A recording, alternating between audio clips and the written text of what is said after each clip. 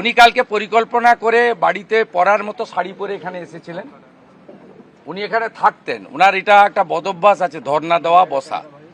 ওই যেহেতু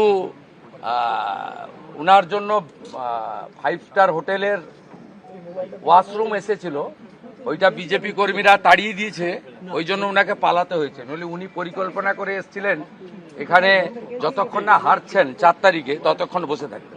4 ঘন্টা কোনো ক্যান্ডিডেট বা ইলেকশন এজেন্টের ওই জায়গা ক্লোজ প্রক্সিমিটিতে অ্যালাউ করা উচিত নয়। ইনারা অ্যালাউ করেছেন, সম্মান দিয়েছেন, আমার কোনো আপত্তি নেই। আমি আরও বা এখানকার ইনচার্জের এগেনস্টে কমপ্লেন করব না, কিন্তু ওনারা যেটা করেছেন হ্যান্ডবুকের বাইরে করেছেন।